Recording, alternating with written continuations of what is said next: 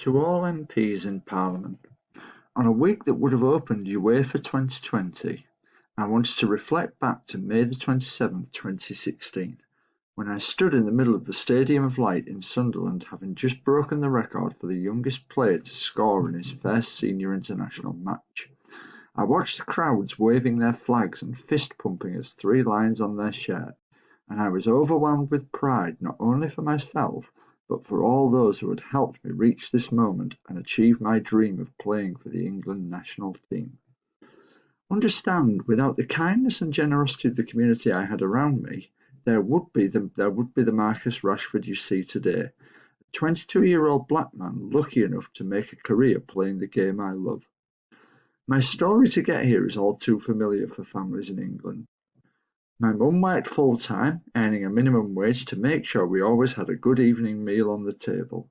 But it was not enough. The system was not built for families like mine to succeed, regardless of how hard my mum worked.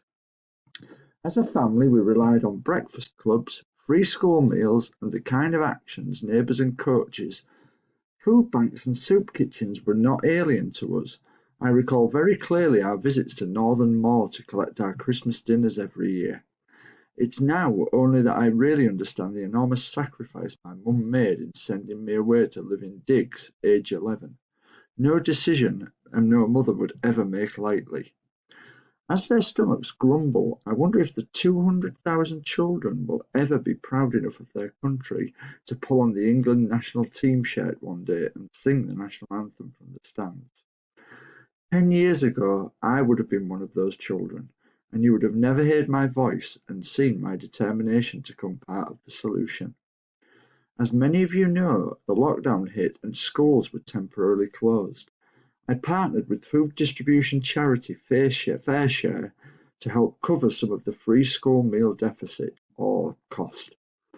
While the campaign is currently distributing 3 million meals a week to those most vulnerable across the UK, I recognise it's just not enough.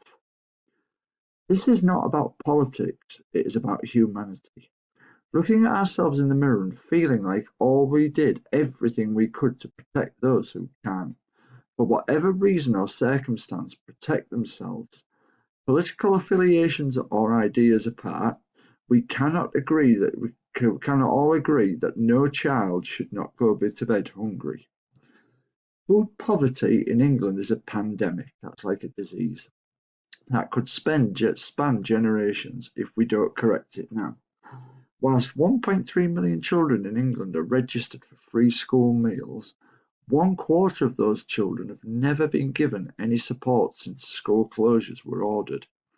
We rely on parents, many of whom have seen their jobs evaporate or disappear due to COVID-19, to play substitute teacher during lockdown, hoping that their children are going to be focused enough to learn, with only a small percentage of their nutritional needs met during this period. This is a system failure, and without education we're encouraging this cycle of hardship to continue. To put this pandemic into perspective, from 2018 to 2019, 9 out of 30 children in any given classroom were living in poverty in the UK. This figure is expected to rise by an additional 1 million by 2022. In England today, 45% of children in black and minority and ethnic groups are now in poverty. This is England in 2020. I am asking you to listen to their parents' stories, as I've received thousands of insights from people struggling.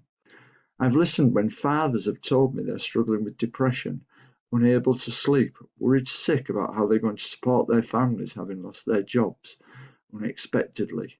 Head teachers who are personally covering the cost of food packages for their vulnerable families after the school debit card has been maxed out. Mothers who can't cover the cost of increased electricity and food bills during the lockdown. And parents who are sacrificing their own meals for children. In 2020, it shouldn't be a case of one or the other. I also received a tweet from an MP who told me, "This is why there is a benefit system." Rest assured, I'm fully aware of the Universal Credit Scheme, and I'm fully aware of the majority of families applying and experiencing the 5-week delays. Universal credit is simply not a short-term solution. I know from talking to people that there are 2 child per family limit, meaning someone like my mum would have been able to cover the cost of 2 of her 5 children. In April 2020, 2.1 million people claimed unemployment-related benefits. This is an increase of 850,000 just since March 2020. As we approach the end of the furlough scheme, a period of mass unemployment, the problem of child poverty is only going to get worse.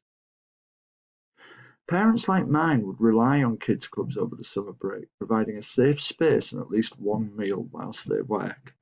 Today, parents do not have this as an option.